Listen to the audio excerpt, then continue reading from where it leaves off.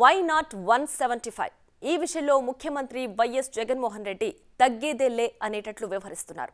గత ఎన్నికల్లో 175కి గాను 151 స్థానాలను కైవసం చేసుకుని తిరుగులేని విజయం సాధించిన వైసీపీ ఈసారి ఎన్నికల్లో క్లీన్ స్వీప్ చేయాలని ప్లాన్ చేస్తోంది.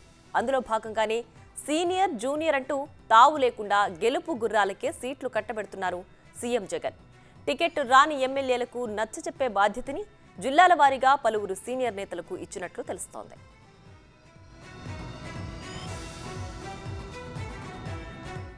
ఇక రీసెంట్ గానే 11 మందితో ఒక జాబితాను రిలీజ్ చేయగా అందులో 3 మంత్రులకు స్థాన చలనం తప్పలేదు. అలాగే 3 సిట్టింగ్ ఎమ్మెల్యేలకు టికెట్లు దక్కలేదు. దీంతో రాబోయే లిస్టుల్లో ఎవరికి సీటు దక్కుతుందో ఉంటామో ఊడుతామో అని నేతలంతా అయోమయంలో పడ్డారు. ఈ అభ్యర్థుల మార్పు వ్యవహారం ఏపీలో హాట్ టాపిక్ గా కూడా మారింది. కాగా ఇప్పుడు తాజాగా మరో జాబితా విడుదలకు సీఎం జగన్ కసరత్తు చేస్తున్నట్లు సమాచారం.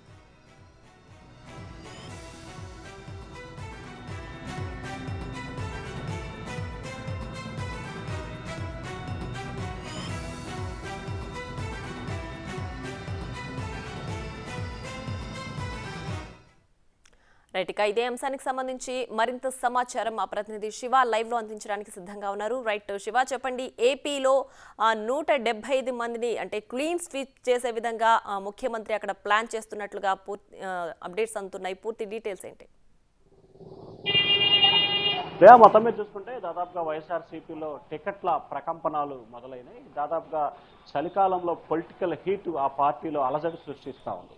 ప్రధానంగా చూసుకుంటే ఇప్పటికే మొదటి జాబితాలో 11 మందిని మార్చిన సీఎం జగన్, రెండో జాబితాలో 10 నుంచి 15 మందిని, మూడో జాబితాలో మరొక 10 మందిని, 4, 5 మొత్తం ఈ నెల 22వ తేదీ కల్లా అన్ని జాబితాలు క్లోజ్ చేయాలని చెప్పి జగన్మోహన్ రెడ్డి నిర్ణయం తీసుకున్నారు. దానిలో భాగంగానే ఇప్పటికే చాలా మంది నేతల్లో ఆందోళన, అలజడి మామూలుగా ఏర్పడలేదు. దాదాపుగా 15 మంది ఎమ్మెల్యేలకి నో ఛాన్స్ గా చెప్పడం జరుగుతుంది. 5-6 మంత్రులకి నో వేకెన్సీ చెప్పడం జరుగుతుంది.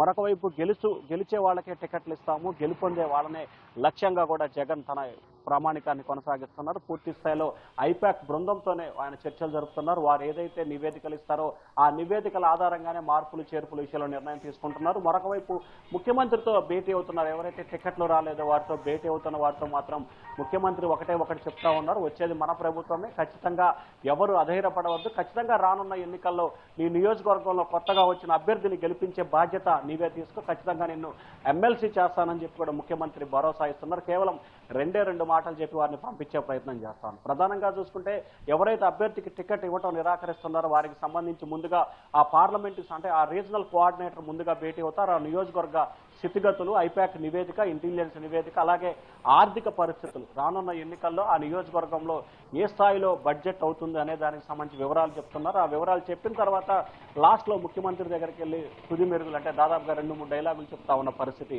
కనిపిస్తా ఉంది. ఏది ఏమైనా సరే ఆంధ్రప్రదేశ్ రాజకీయాల్లో ముఖ్యమంత్రి జగన్మోహన్ రెడ్డి తీసుకున్న నిర్ణయం ఆ పార్టీలో పెను సంచలనంగా మారిపోతుంది. దాదాపుగా ఇప్పటికే వైఎస్ఆర్సీపీకి సంబంధించిన కీలకమైన నేతలు చాలా మంది కూడా టికెట్ రాదని చెప్పి ఆందోళన చెందుతున్నారు. వారిలో కొంతమంది తెలుగుదేశం నేతలతో కూడా టచ్లో ఉన్నట్లు కూడా తెలుస్తా ఉంది. ఏదేమైనా సరే మరొక 2-3 రోజుల్లో దీనికి సంబంధించి పూర్తి స్థాయిలో స్పష్టత వచ్చే అవకాశాలు అయితే కనిపిస్తా ఉన్నాయి. మెజార్టీ నేతలకు మాత్రం టికెట్ల కేటాయింపు మాత్రం సాధ్యం కాదు అని చెప్పి జగన్ చెప్పారు. నిన్న మంత్రివర్గ సమావేశంలో ఆ జిల్లాకు సంబంధించిన ఎమ్మెల్యేలతో చెప్పాల్సిన బాధ్యత మీదేనని మంత్రులకి దిశానిర్దేశం చేసిన పరిస్థితి కనిపిస్తా ఉంది. మంత్రులు అయితే తమకు టికెట్ వస్తుందో లేదో తెలియని పరిస్థితిలో తాము ఉన్నాం, ఇక తాము ఎమ్మెల్యేలకు ఏం చెప్తామని చెప్పి మంత్రులు అయితే ఆందోళన చెందుతున్న పరిస్థితి కనిపిస్తా ఉంది. ప్రతిరోజు ఒక్కొక్క జిల్లాకు సంబంధించిన నేతలతో ముఖ్యమంత్రి స్వయంగా మాట్లాడుతూ ఆ నియోజకవర్గ స్థితిగతులను స్వయంగా వివరిస్తున్నారు.